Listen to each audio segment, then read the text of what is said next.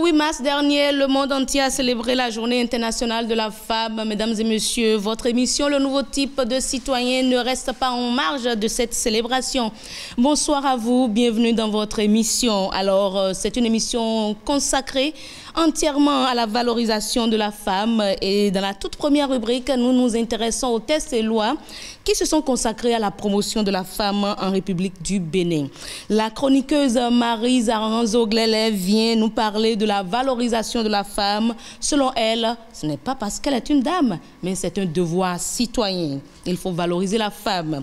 Alors, la troisième rubrique, participation citoyenne, se demande comment le citoyen peut contribuer à l'émergence de la femme béninoise.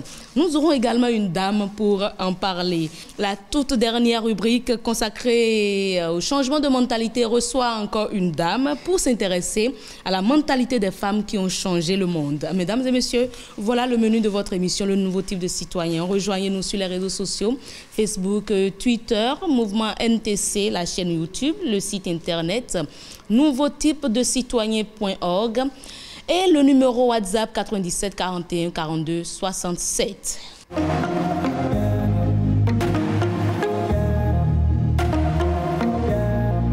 Mesdames et messieurs, je vous invite tout de suite à suivre ce commentaire sur hommage réalisé sur les différentes lois, les différents textes qui se sont consacrés à la promotion de la femme en République du Bénin.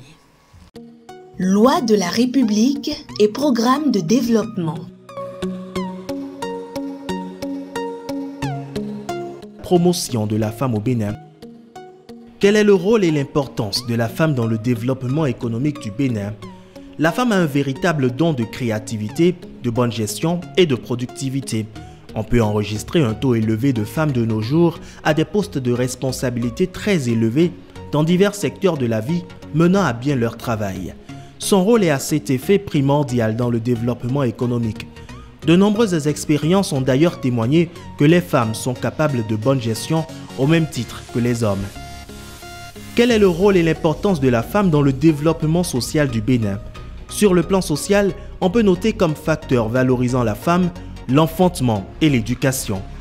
L'enfantement est un élément qui valorise le statut de la femme dans la société. Ceci fait essentiellement d'elle la seule créature humaine à donner la vie et lui confère un pouvoir à la fois social, culturel, religieux et économique. De plus, elle participe fortement à l'éducation de l'enfant, à son intégration dans la société et à son épanouissement. Quelles sont les réformes mises en place par le gouvernement pour la femme au Bénin? La promotion et la protection de la femme sont des comportements que prônent les pouvoirs exécutifs et législatifs au Bénin.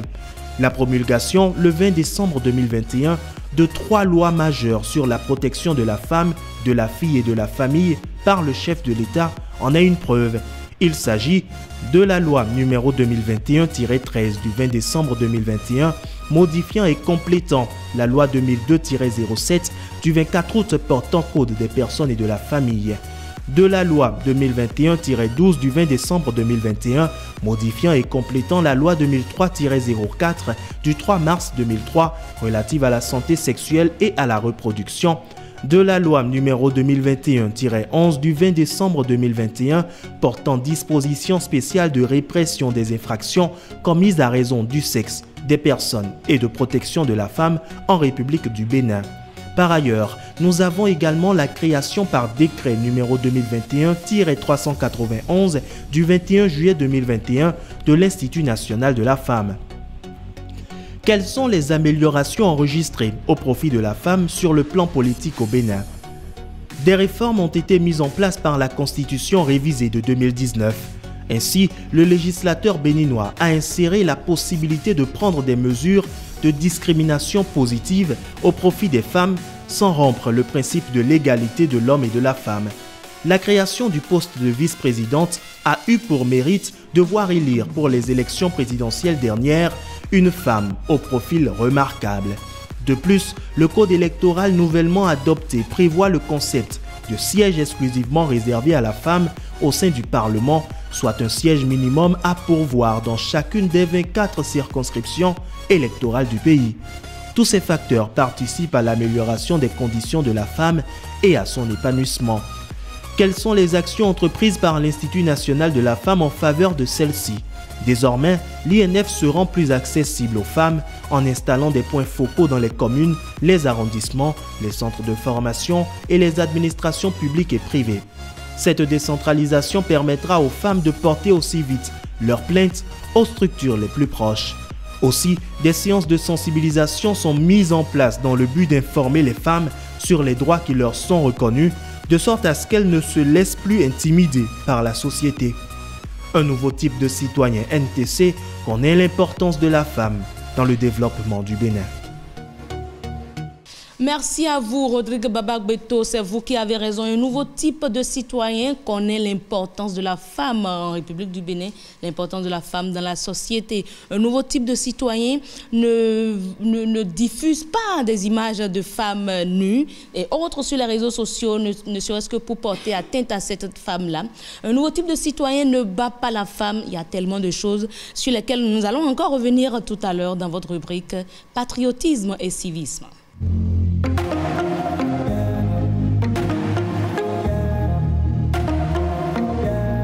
Et nous enchaînons avec les dames. La toute première qui vient sur ce plateau, mesdames et messieurs, c'est Maryse Aranzo-Glélé, notre chroniqueuse.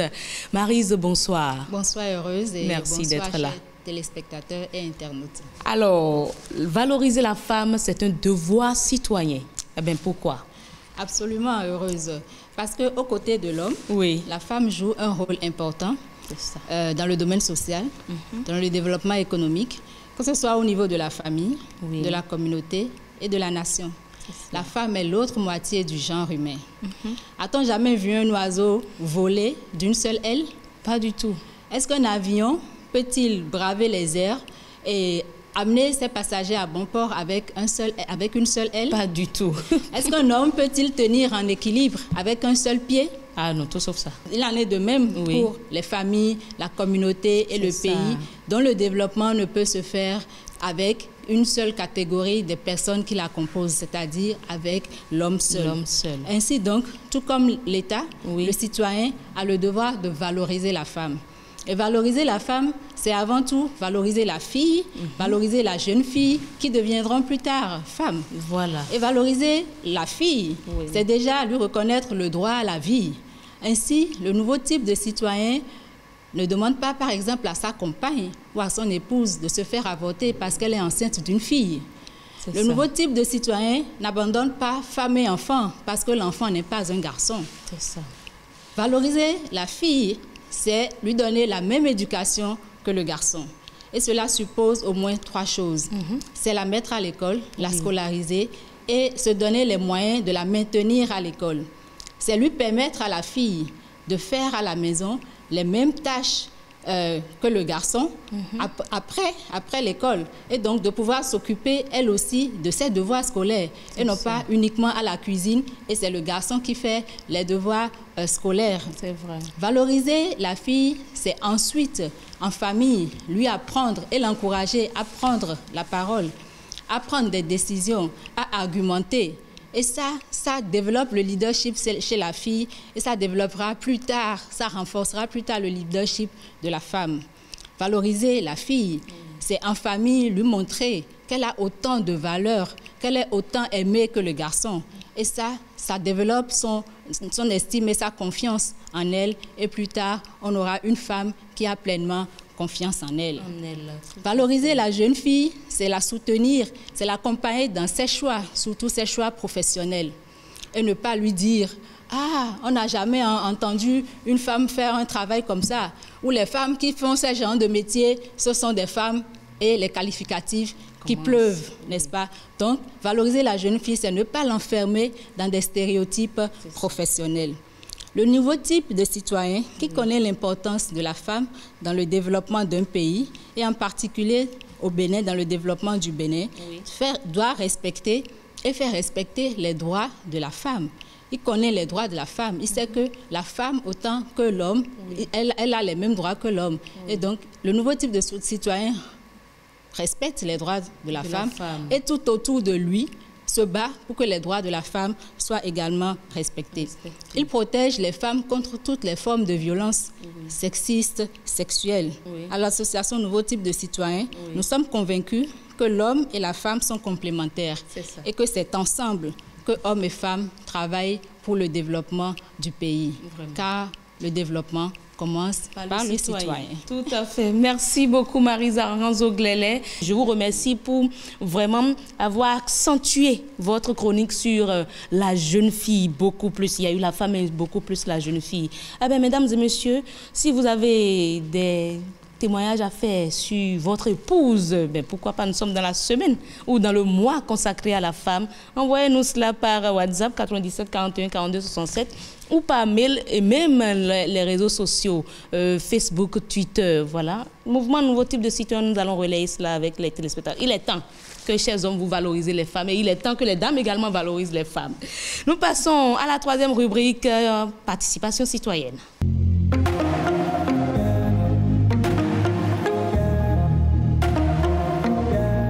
Dans la rubrique participation citoyenne, nous nous intéressons aux citoyens qui contribuent à l'émergence de la femme béninoise. Ben, tout de suite, avant de retrouver la spécialiste, avant même de la présenter, je vous invite à suivre ce micro-trottoir réalisé par Inès Kouassinanga. Le citoyen peut contribuer à l'émergence de la femme béninoise en militant activement pour l'émancipation de la femme, en participant à des activités communautaires qui sont en relation avec l'ODD 5, égalité des sexes, en militant activement pour les violences basées sur le genre. Le citoyen peut contribuer à l'émergence de la femme béninoise en faisant des activités qui vont à l'endroit de la valorisation de la femme béninoise. Ce n'est pas des actions concrètes, tout en lien étroit avec l'ODD numéro 5. Donc, il faut pouvoir valoriser la femme sur les mêmes points d'égalité, même point de représentation. Eh bien voilà, mesdames et messieurs, nous avons sur ce plateau Emmanuela Rekbazo, notre spécialiste en participation citoyenne. Bonsoir Emmanuela. Bonsoir Heureuse. Alors, quelles sont les dispositions qui sont prises au niveau étatique pour valoriser, pour la promotion de la femme? D'accord. Et son émergence surtout. D'accord.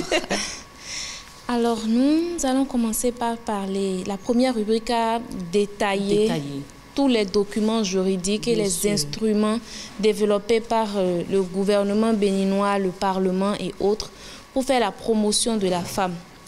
Nous allons commencer par parler des années 90 où le Bénin a introduit dans la Constitution l'égalité des sexes et a ratifié sans aucune réserve la Convention sur l'élimination de toutes sortes de discriminations à l'égard des femmes. Il y a eu aussi, après cette année, beaucoup d'autres instruments nationaux, internationaux, comme régionaux, qui ont été ratifiés par le Bénin, qui marquent la position du gouvernement béninois et du Parlement béninois dans le sens de la promotion des droits des femmes et de leur émergence. Le plus célèbre en date est le vote de notre code électoral qui précise qu'il faut au moins une femme par circonscription électorale. Et nous l'aurons remarqué après les élections législatives qui sont passées. Nous allons aussi préciser que l'approche genre et développement a été instaurée, que ce soit par le gouvernement ou les organisations non gouvernementales internationales comme nationales, comme un outil nécessaire dans le processus de développement, dans les différents documents de politique ou les différents projets qui sont élaborés pour conduire au développement durable de notre pays. Nous allons maintenant parler, pourquoi pas, de l'ODD 5 qui est consacré à la femme et de l'ODD 17 qui dit ne laisser personne de côté. Tous ces instruments qui ont été ratifiés par le Bénin et qui montrent que aucun développement ne se fait sans les deux genres. On ne demande pas la priorisation de la femme au détriment de l'homme, mais on demande que les deux sexes soient promus, que celui qui est dit faible soit mis au niveau de celui qui est dit fort pour que nous ayons une certaine équité. Équité, tout à fait. Et je peux même ajouter que 2022, carrément, c'est comme si on a ouvert l'ère de la femme. Nous avons eu l'Amazone et l'esplanade de l'Amazone également. Nous avons eu, je crois, au niveau de la Grande-Bretagne également, une dame qui est devenue une premier ministre. Yeah. Mais franchement, je pense que tout ça, quand les femmes suivent ça normalement, elles doivent se dire, ben oui, j'ai foi que ça puisse changer dans cette société, dans ce monde. Alors, nous allons retourner le micro aux citoyens avant de vous retrouver pour poursuivre. Selon eux, comment le citoyen peut contribuer à l'émergence de la femme béninoise? Les dispositions prévues, je ne maîtrise pas trop. Aujourd'hui, plusieurs dispositions ont été prises pour protéger la femme au Bénin. On peut parler de l'avortement sécurisé, où déjà, s'il y a eu des violences sur des mineurs, elles peuvent, comme ce n'était pas consentant et tout, elles peuvent avorter de l'enfant. Quand nous prenons également le cas de nos jeunes filles dans les écoles, un professeur, un maître n'a plus droit à mettre la main ou à flotter avec une fille, parce qu'il sait qu'après l'avoir fait, il y a les barreaux qui l'attendent, quoi. Eh bien voilà, mesdames et messieurs, c'est leur réaction, c'est leur avis sur cette question. Nous avons depuis quelques minutes la spécialiste en participation citoyenne qui est avec nous pour étayer tout ce qu'ils disent, tout ce que les citoyens reçus par Inès Kwasi Nangam évoquent. Alors, Emmanuela, quels sont les comportements ou comment le citoyen doit se comporter, doit agir en société pour la valorisation de la femme? D'accord. Nous avons commencé par parler des instruments juridiques et réglementaires qui ont été instaurés, promus par le gouvernement et les organisations non étatiques dans le sens de la promotion de la femme. Nous avons toujours dit que le nouveau type de citoyen est celui qui connaît la loi, qui partage et qui la met en pratique. Donc, sur cette question, je vais juste demander que les citoyens qui veulent être considérés comme des citoyens de type nouveau fassent la promotion de ces différents outils juridiques, légaux et de développement qui existent et qui font la promotion de la femme. Et dans ce sens, je voudrais quand même préciser quelques aspects sur lesquels le regard doit être tourné, l'attention doit être plus poussée. Nous devons faire la promotion du droit de vote pour tous. Ce n'est pas parce que papa a décidé de voter que maman n'ira plus voter. Ce n'est pas parce que papa décide de voter pour X que maman doit forcément voter pour Y. La femme a aussi, oui, pour X. Oui. La femme a aussi le droit de choisir vers quelle autorité elle accorde sa confiance et elle a surtout le droit d'exprimer son suffrage universel. Nous allons maintenant parler du renforcement de l'espace sécuritaire de vie commune. Ce n'est pas parce que je suis une femme que je n'ai pas la possibilité de m'habiller comme je veux, tant que je ne porte pas atteinte aux mœurs. Ce n'est pas parce que je me suis habillée et que je suis belle que vous avez la possibilité de me violer. C'est ça. Il faut que nous fassions le développement d'un environnement qui sauvegarde l'intégrité personnelle de la jeune fille, du jeune homme, de la femme et de l'homme dans la société et que nous apprenions à nos garçons à respecter les filles, que nous inculquions à nos hommes que la femme a des valeurs qu'en tant qu'homme nous devons préserver et respecter dans la communauté. Nous devons faire la promotion des libertés et des chances de participation à la vie politique. C'est vrai que le code électoral a mis des verrous, mais les partis politiques devraient aussi y mettre des leurs. Ne pas utiliser les femmes que pour les postes de trésorière ou de mobilisatrices, juste pour porter les grands foulards et venir jouer les tam-tams et la main. Cet aspect-là, au moins, ça a évolué. Hein? Mais ça n'a pas tant changé que ça. Il faut que les partis politiques prennent conscience de la valeur de la femme et qu'ils leur accordent cette place dans le positionnement stratégique au niveau des instances de prise de décision des partis comme pour les nominations au poste de responsabilité. Enfin, nous allons parler des luttes de toutes les formes de discrimination et surtout de la dénonciation lorsque nous sommes témoins ou même que nous soupçonnons des actes de violence à l'égard des femmes et des filles. Ce n'est qu'en dénonçant et en faisant appliquer la loi que ceux qui n'ont pas encore compris peuvent rentrer dans les rangs pour essayer de corriger la situation. Merci beaucoup, Emmanuela. Quelque chose au nouveau type de citoyen pour terminer? Alors, j'ai un message qui me tient à cœur. Ah ben oui. J'en ai parlé rapidement dans la deuxième question, mais je voudrais quand même y revenir. Que ce soit en politique, dans l'administration publique, dans le monde des affaires ou dans les organisations de la société civile, les femmes ont fait leur preuve de leur capacité à prendre des décisions, à faire une bonne gestion.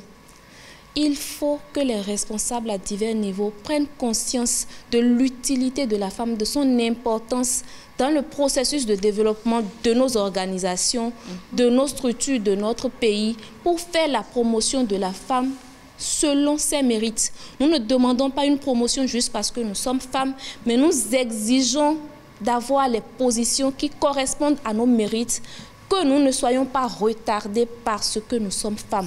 Être femme, ce n'est pas un handicap. Vraiment. Merci. Être femme, ce n'est pas un handicap. Ça ne peut d'ailleurs pas être un handicap et ça ne doit pas être un handicap. Merci beaucoup pour votre message, notamment votre mot de la fin assez poignant.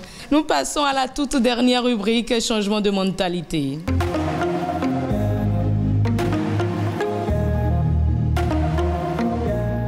Quelle est la mentalité de ces dames-là qui ont contribué au changement du monde? Elles ont forcément une mentalité.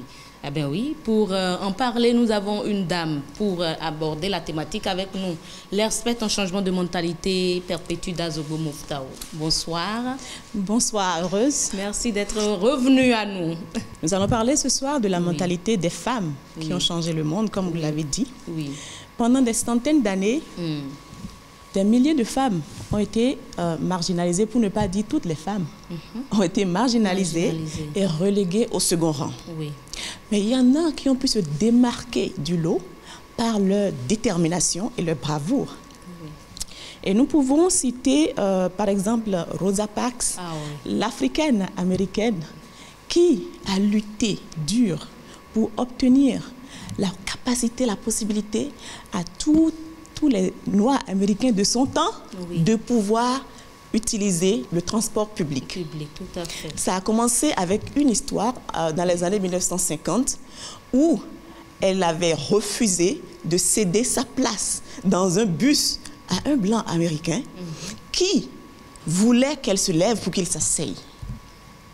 Mais Rosa Parks a refusé et cela l'a amenée à la prison, puisqu'il y a cet acte audacieux. Il fallait vraiment être femme, une femme brave pour poser un tel acte en ces années-là, 1950 et plus.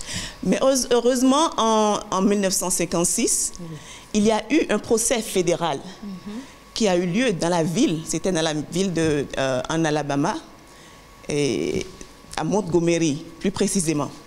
Donc ce procès fédéral était conclu par le fait que la ségrégation raciale dans le bus était un acte anticonstitutionnel. Donc cela a lancé le déclic d'une nouvelle ère pour la race noire de son temps, du temps de Rosa Parks, ce qui a amené un changement complètement louable et qui permettait désormais aux Noirs de pouvoir circuler librement, tout comme les Blancs. Jusqu'à ce jour, je dirais. Jusqu'à ce jour. Donc c'est un véritable acquis. Dans le même ordre d'idées, quand nous regardons les femmes suffragettes, qui sont en réalité des femmes qui ont lutté continuellement pour obtenir le droit de vote, à toutes ces femmes qui votent aujourd'hui, elles doivent quand même ce vote, cette capacité, cette possibilité de voter à ces suffragettes-là. Et le 16 janvier 2006, nous avions constaté que Ellen Johnson Sirleaf a été la première femme africaine qui a prêté serment en tant que présidente de la République d'un pays africain. Il s'agit plus précisément de la République du Libéria. Donc cette première victoire de la femme africaine a été célébrée par le monde entier, non seulement par les Africains, mais par le monde entier. Mais au Bénin, il y a aussi des femmes qui sont exceptionnelles. Je vous y attendais. Il y en a, et nous allons citer quelques-unes. Et il y en a qui se sont engagées sur le plan politique, sur le plan, elles ont montré une détermination forte sur le plan politique, sur le plan socio-économique, sur le plan culturel, familial et sur le plan professionnel. Si nous prenons le cas d'Elisabeth Poyon, qui était la première femme membre et présidente de la Cour constitutionnelle, l'histoire retient qu'elle a fait un travail remarquable avec sa Cour constitutionnelle. Nous allons citer aussi Rosine Soglo, qui malgré sa cécité, malgré le fait qu'elle ne voyait plus, elle a quand même continué le combat et a été réélue plusieurs fois députée à l'Assemblée nationale du Bénin. Et cela a inspiré des millions de femmes béninoises. Nous n'allons pas nous arrêter là, nous allons parler de la toute première à se présenter aux élections présidentielles au Bénin. Je vais nommer Marie-Élise Bédot. Non seulement elle a été la première à le faire, mais elle l'a fait plusieurs fois. Ça se célèbre aussi. Et je crois qu'elle a donné le courage à d'autres également de postuler, de le faire. Et nous l'avions remarqué ces dernières années. Bien sûr, bien sûr. Nous n'allons pas nous arrêter sans citer notre icône de la musique béninoise, Angélique Kidjo. Je suis sûre que vous avez deviné déjà, qui a joué un rôle formidable sur le plan culturel et qui a porté haut notre pays, le Bénin, à travers son talent d'artiste. Alors nous allons aussi voir que toutes les femmes qui ont contribué et qui se sont sacrifiées pour assurer l'éducation de leurs enfants, ce sont des femmes qui sont à louer. Ce sont des femmes qui n'ont pas tari d'efforts pour pouvoir participer au changement de notre pays. On ne peut pas ne pas leur reconnaître cela. Même ma propre mère s'y est donnée. Elle s'est donnée à l'exercice. Je ne peux pas dire que mon père ne l'a pas fait. Mais je sais qu'elle a participé pleinement à notre éducation. Et aujourd'hui, tous ces efforts contribuent au développement de notre pays. Déjà, au succès de la famille, au développement du pays, du continent et pourquoi pas le monde. Ça se passe partout dans le monde. Vraiment. Alors, la mentalité adoptée par ces femmes-là est la mentalité basée sur la foi en l'impossible. Et je sais d'ailleurs que le mouvement Nouveau Type de Citoyens, je pense que c'est la première valeur qu'elle prône. Cette ONG prône la foi en l'impossible. Et c'est ce que nous devons adopter, nous, femmes d'aujourd'hui. Vous et moi, nous avons un rôle à jouer. Nous sommes appelés à rentrer dans l'histoire à travers nos actes quotidiens. Nous sommes appelés à jouer notre partition, à porter avec courage nos rêves afin de permettre à la génération montante féminine à occuper une meilleure place dans l'avenir, dans la société. Et je ne vais pas partir sans parler aux hommes. Chers hommes, chers pères, chers frères, vous avez besoin de soutenir vos femmes. Vous avez besoin de tendre la main à vos sœurs, comme vous l'auriez fait à votre fille. Et je vous assure que le Bénin sera rempli de nouveaux types de citoyens. Merci. Merci beaucoup, Perpétue Dazobo Moftaou. Voilà donc la mentalité des femmes qui ont changé le monde. Leur mentalité est une mentalité forgée en la foi en l'impossible. Il faut donc que nous ayons toutes, mesdames, une foi en l'impossible. Nous ayons foi en l'impossible. Mais lorsqu'on parle encore de foi en l'impossible, il faut également que nos jeunes sœurs... Bon, il faut quand même que nos jeunes sœurs nous aident à nous valoriser. Il faut, quand je le dis, vous comprenez, parce que quand on voit que c'est la femme elle-même qui se dévalorise dans la société, qui se dévalorise sur les réseaux sociaux, on se demande si nous-mêmes nous faisons ça, qu'attendons-nous des hommes? Qu'est-ce que nous voulons que les hommes fassent?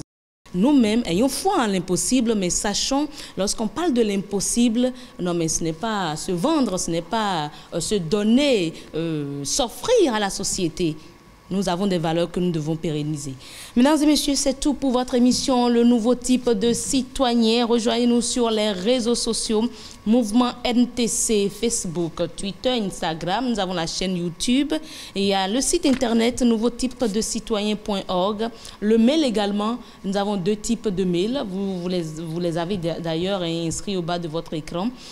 Ce sera tout pour votre émission. Ah, mais j'oublie, oui, le numéro WhatsApp. Vous nous écrivez très souvent via le 97 41 42 67. Poursuivez ainsi. Nous allons partager ici vos actions citoyennes avec les téléspectateurs. Merci, à très bientôt.